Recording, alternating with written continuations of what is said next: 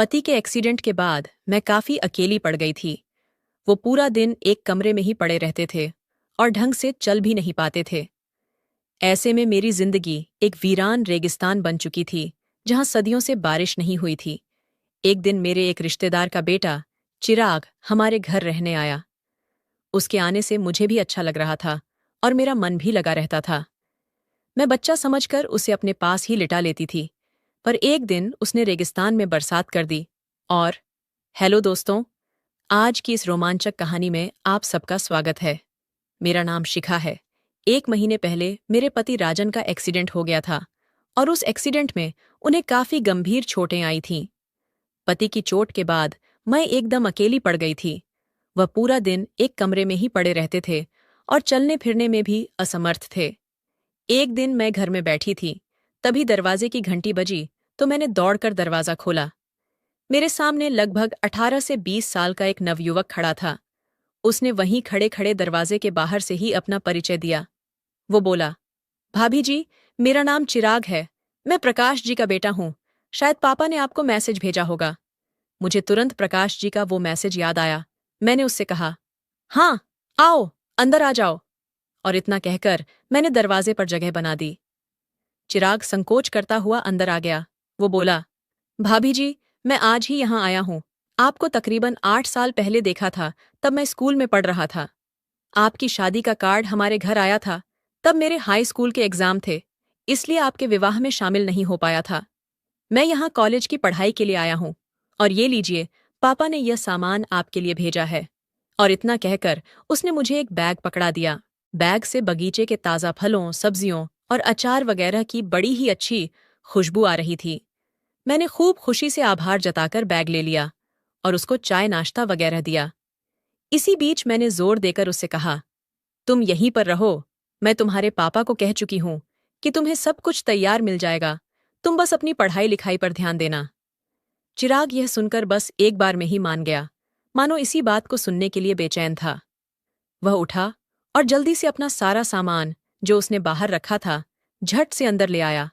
उस पूरा दिन चिराग बस अपना कमरा ठीक करता रहा। कुछ ही देर बाद वह यहाँ अपनापन महसूस करने लगा था, मगर उसका दिल यहाँ इतनी जल्दी लग जाएगा, ये मैंने सोचा ही नहीं था। अगले दिन चिराग को मैंने अपने पति राजन से मिलवाया। चिराग ये सोचकर हैरान रह गया कि कमाल है, कल दोपहर से रात तक इनकी कोई आवाज तक सुनाई नहीं दी। इस घर में भाभी के अलावा कोई और इंसान भी रहता है, ये मुझे महसूस तक नहीं हुआ। मैंने चिराग की सोच में सावधान डालते हुए कहा, दरअसल बात यह है कि इनका एक गंभीर एक्सीडेंट हुआ था और तब से ये बेड पर ही पड़े रहते हैं। ये दिन भर तो सोते रहते हैं और रात भर जागते रहते हैं, मगर कल शायद ज्यादा दवाइयों की वजह से वो दिन भर और रात भर सोते ही रहे। दिन कुछ ऐसे ही गुजर रहे थे। मैं चिराग के आने से बहुत खुश थी। 2 लोगों के इस सुनसान घर में कुछ रौनक सी आ गई थी। चिराग स्वभाव का काफी अच्छा था और मेरा बहुत ख्याल रखने लगा था। एक रोज की बात है कि मैं किचन में काम कर रही थी और गाने गुनगुना रही थी। तभी चिराग रसोई में आकर मेरा हाथ बटाने लगा। मैं हंसकर बोली, चिराग, तुम अभी बच्चे हो, तुम्हारा काम है पढ़ना और सिर्फ पढ़ना। तुम ये सब काम मत करो। जवाब में उसने कहा, हाँ भाभी, पढ़ना तो मेरा काम जरूर है, मगर मैं इतना भी बच्चा नहीं हूं। मैं पूरे 20 साल का हूं। मैंने आश्चर्य से चिराग की ओर देखा तो वो बोला, हाँ भाभी, मैं अब कॉलेज में पढ़ता हूं। अब मैं बच्चा नहीं रह गया। ये सुनकर मैं बिल्कुल चुप हो गई। एक दिन बातों ही बातों में चिराग मुझसे मेरे पति राजन के बारे में पूछने लगा कि उनको क्या हो गया था, ये एक्सीडेंट कब और कैसे हुआ था। मैंने उदास होकर कहा, पहले वे बिल्कुल फिट थे और हमारा सारा कारोबार वो अकेले ही देख रहे थे। सब अच्छा चल रहा था और हम हंसी खुशी एक साथ रह रहे थे। फिर एक दिन कुछ ऐसा हुआ कि जब वो कारखाने से वापस घर लौट रहे थे तो रास्ते में उनका एक्सीडेंट हो गया। उस एक्सीडेंट के बाद से हमारी जिंदगी और घर के हालात दोनों ही बदल गए। उनको पैरों पर काफी चोटें आई थीं। सब इलाज करा लिया है, पर वो अभी भी ढंग से चल नहीं पाते हैं। फिलहाल तो उन्हें 2 कदम चलने में भी पूरे 10 मिनट लगते हैं, इसलिए वो ज्यादातर अपने कमरे में ही रहते हैं। सप्ताह में 3 दिन फिजियोथेरेपी कराने वाला आता है और बाकी समय में वो फिल्में देखते हैं और किताबें पढ़ते हैं। डॉक्टर ने कहा है कि समय लगेगा, पर वो धीरे धीरे ठीक हो जाएंगे और आराम से चलने लगेंगे। चिराग ने यह सुनकर उनकी तरफ देखा। वह जानता था कि हमारी शादी को मुश्किल से 5 साल ही हुए होंगे। वो बोला, भाभी जी, आपकी शादी को तकरीबन 5 साल ही हुए हैं ना? मैं बोली, हाँ, 5 साल हो गए हैं। वो बोला, मुझे भी याद है भाभी, उस समय मेरे 10वीं के पेपर चल रहे थे और इसीलिए मैं आपसे मिल भी नहीं पाया था। मैं शायद 6वीं में पढ़ता था, तब मैंने एक बार आपको देखा था। आप पापा के पास कुछ किताबें लेकर आई थीं। मैंने कहा, हाँ हाँ। तब तुम्हारे पापा मेरे गणित के शिक्षक थे और मैं उनको किताबें लौटाने आई थी, क्योंकि इसके बाद मैं दूसरे स्कूल में जाने लगी थी। दिन गुजरते रहे और चिराग को हमारे यहाँ रहते 4 महीने हो गए थे। चिराग लड़कपन के ऊबर खाबड़ रास्ते पर ही चल रहा था, लेकिन वो यह साफ समझ गया था कि हम दोनों पति पत्नी की खामोश जिंदगी में फिजियोथेरेपिस्ट के अलावा वही है जो थोड़ा बहुत संगीत की सुर, लय और ताल पैदा कर रहा था। चिराग मुझसे नज़कीदियां बढ़ाने की लगातार कोशिश कर रहा था और मुझे भी इतने दिनों से कोई सुख नहीं मिला था, तो मैं भी उसकी तरफ खींची चली जा रही थी। हम दोनों काम से फ्री होने के बाद काफी समय एक दूसरे के साथ बिताया करते थे, साथ बैठ के खाना खाया करते थे और धीरे धीरे करीब भी होते जा रहे थे। मैं अब उससे प्यार करने लगी थी और मुझे पता था कि वो भी मुझसे प्यार करने लगा है, क्योंकि अब हमारे बीच का रिश्ता परवान चढ़ता जा रहा था। दिन गुजरते जा रहे थे और हमारे बीच की दूरियां घटती जा रही थीं। अब मुझे चिराग का स्पर्श अच्छा लगने लगा था। वो मजाक मजाक में मुझे इधर उधर छू लेता था। वो शायद ये चेक करता था कि भाभी कैसे रिएक्ट करेंगी। कभी कभी अपने पति के बारे में सोचकर मैं काफी उदास हो जाती थी और मेरे आंखें नम हो जाती थीं। ऐसे में चिराग ही मुझे संभालता था और मुझे गले लगा लेता था। हम दोनों अब साथ ही लेटने लग गए थे और एक दूसरे में गुम हो चुके थे। एक रोज की बात है, चिराग आज बिल्कुल ही फुर्सत में था, इसलिए वह गीत गुनगुनाता हुआ रसोई में आया और झट से मेरी दोनों आंखें बंद करके मेरे कानों में अपना मुंह लगाकर बोला, शिखा भाभी, आज मैं आपका सारा काम कर दूंगा। आप इधर आओ और आराम से बैठो। वो हौले हौले मेरे मुलायम, धुले, गीले और खुशबूदार बालों को लगभग सूंघता हुआ मुझको एक कुर्सी पर बैठाने लगा। मैं भी अब मस्ती में आ गई थी। मैं कुर्सी से उठ गई और उसको कुर्सी पर बैठाकर खुद उसकी गोद में आसीन हो गई।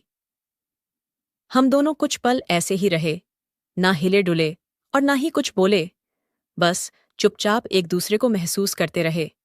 अभी 2 मिनट बीते होंगे कि कहीं से कुछ खांसने की आवाज आई, तो हम दोनों चौंक गए और घबराकर मैंने चिराग को अपने आप से तुरंत अलग किया।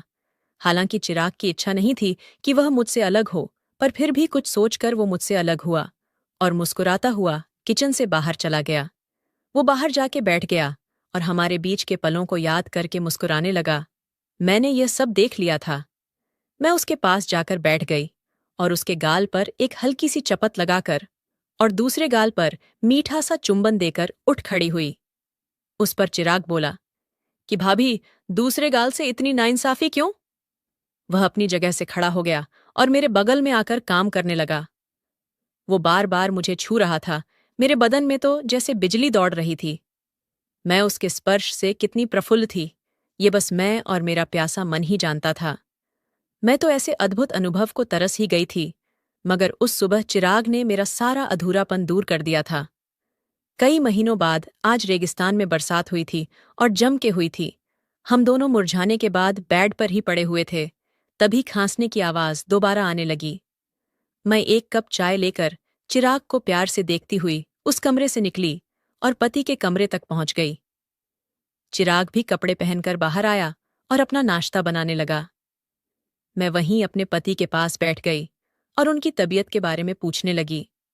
जब मैं काफी देर बाद भी पति के कमरे से बाहर नहीं आई, तो चिराग फिर से तड़पने लग गया। उसने जानबूझकर किचन में बर्तन गिराने शुरू कर दिए, मगर मैं उसके इस इशारे को सुनकर भी उसके पास नहीं गई। मैं अपने पति की दोनों हथेलियों को सहला रही थी, पर मुझे ऐसा लग रहा था कि मैं चिराग की हथेलियों को सहला रही हूं। मैं चिराग के साथ बिताए हुए पलों में खोती जा रही थी और अपने आप से बोल रही थी कि प्यार हमारे जीवन में बिल्कुल इसी तरह आना चाहिए।